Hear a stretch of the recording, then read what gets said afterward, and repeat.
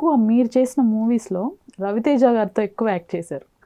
రవితేజ గారివి చాలా ఉన్నాయి. ఆయనతో మీకు ఉన్న బాండింగ్ ఎలాంటిది? నేను పెద్ద యాక్టర్ని కాదు కదా, సో సినిమాలు ఎక్కువ చేశాను అంతేగాని అంత క్లోజ్ బాండింగ్ ఏం లేదు. బట్ అట్లా మ్యాచ్ అయింది. ఓకే.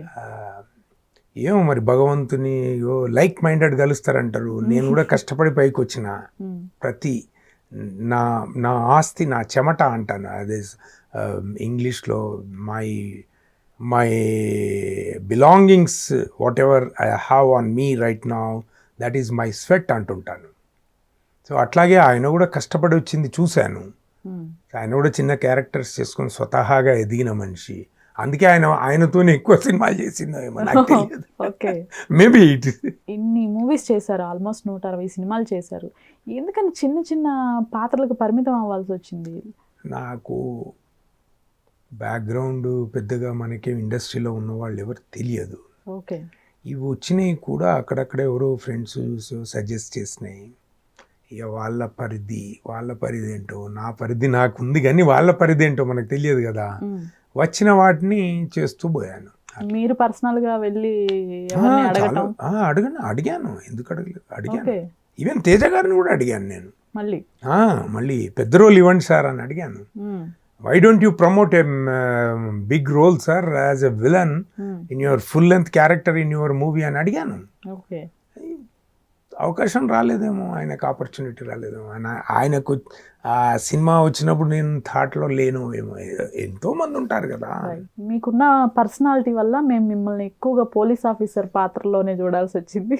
అవును, అంటే సెకండ్ మూవీ ఘర్షణలో పోలీస్ ఆఫీసర్గా చేయటం, ఇంకా అది మంచిగా సెట్ అవ్వటం టెక్నికల్లీ చాలా హిట్ మూవీ. అది డబ్బులు రాకపోవచ్చు ప్రొడ్యూసర్కి, కానీ ఇప్పుడు చూసినా కూడా ఇన్ని రోజుల నుంచి ఉన్న మూవీ ఇప్పుడు చూసినా కూడా అందరు అతుక్కుపోయి చూస్తుంటారు.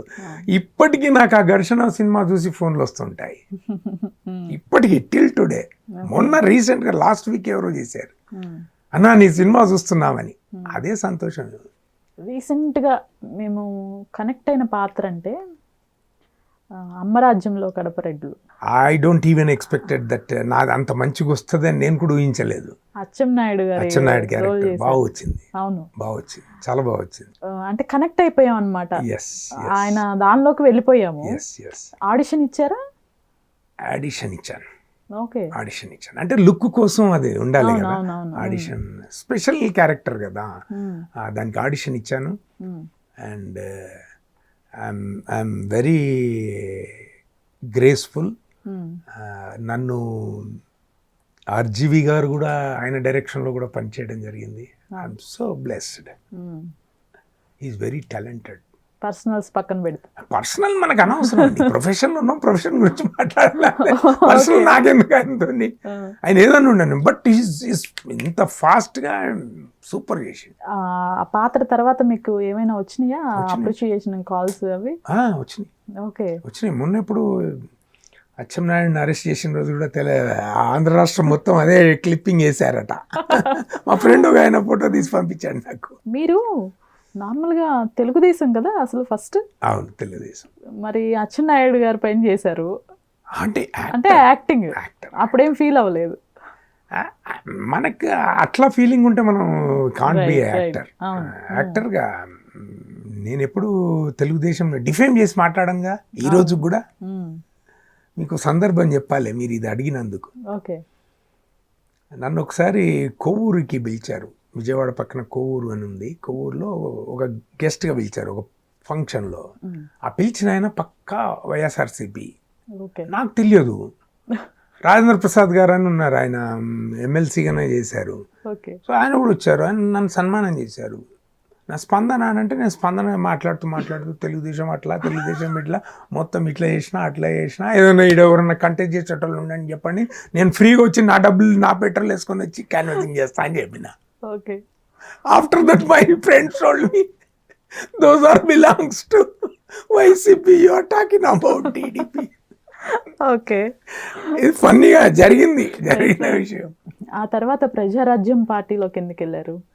అంటే ఎన్టీ రామారావు గారు మంచి సంస్కరణలు, మంచి ఆశయాలు, బడుగు బలహీన వర్గాల అభివృద్ధి అని ఏదైతే ఆయన నోటి నుంచి వెళ్ళిన పదాలు, ఆయన చేసిన పనులు హైదరాబాదుకు ఒక ప్రామాణికంగా మారింది.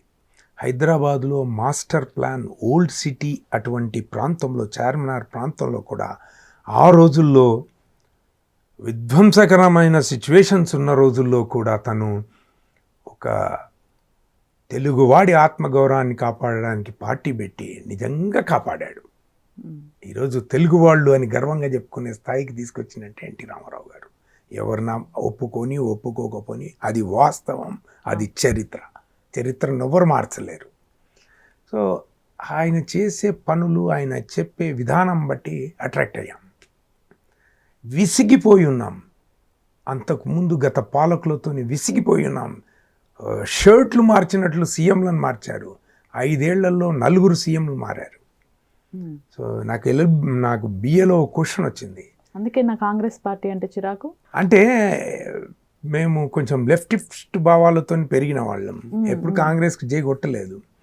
ఆ తర్వాత పార్టీ ఎట్లా అయిందంటే అట్లా మార్చింది. నాకు డిగ్రీలో ఒక క్వశ్చన్ వచ్చింది, ఓకే, తెలుగుదేశం గెలవడానికి కారణాలు ఏంటా, లేకపోతే కాంగ్రెస్ ఓడిపోయి తెలుగుదేశం ఫామ్ చేయడానికి గల కారణాలు ఏంటంటే ఇవంతా రాసింది. I was a political science student, బిఏలో పొలిటికల్ సైన్స్ తీసుకున్నా. అట్లా అది ఒక 8 పేజీలు రాసిన. దాంట్లో ఎట్లెట్లా అయింది అంతా చూసాం కదా, కళ్ళారా చూసాం, ఎవరెవరు వచ్చారు ఏంటి. ఆ తర్వాత ప్రజారాజ్యం పార్టీ అనుకున్నాను. ప్రజారాజ్యం పార్టీలకు అవన్నీ అయిపోయినాయి. తర్వాత ఎన్టీ రామారావు తర్వాత మళ్ళీ ఒక నటుడు వస్తున్నాడు, మదర్ తెరిసాను, అబ్దుల్ కలాంను, ఇంకా ఆశయంతో ఒక మంచి చేయడానికి వస్తున్నాడు. గెలిచాడా ఓడాడా పక్కన పెడితే, అది ఏమైంది పార్టీ పక్కన పెడితే, ఆయన ఆలోచన మంచి చేయాలనే ఉండే. కాన్సిక్వెన్సెస్ ఏంటో ఏమైందో మనకు తెలియదు, బట్ ఇంటెన్షన్ మాత్రం మంచిదే ఉండే. ఆయన ఆ టైంలో సీఎం అయితే ఎక్కడుంటుండనో, ఏమైతుండనో, రాష్ట్రాలు ఇంకెంత అభివృద్ధి చెందుతుండనో, ఒక ఆశయంతో వచ్చినోడు కదా అనేటట్టుగా అక్కడ కొంచెం అట్రాక్ట్ అయ్యాం. ఓకే, అట్రాక్ట్ అయ్యి తిరుపతి వెళ్ళాను. ఆ రోజు ఫ్లైట్లో వెళ్ళాను ఆ పార్టీ ఓపెనింగ్కి.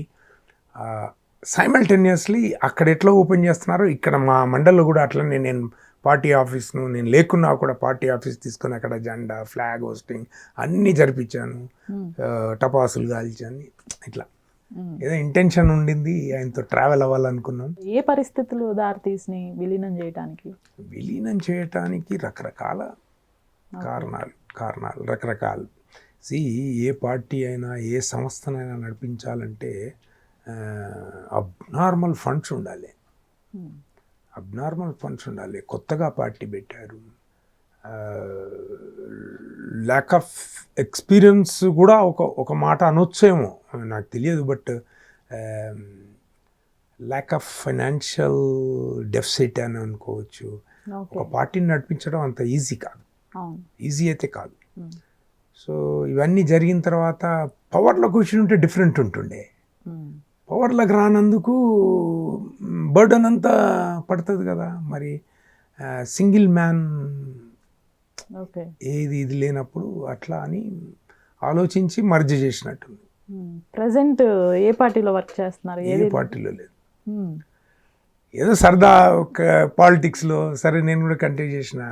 అసలు మా కమ్యూనిటీ వాళ్ళు వేస్తే నేను గెలిచేవాడిని, కానీ ఇంట్లోనే శత్రువులు ఉంటారంటారు చూడు, అట్లాంటిది.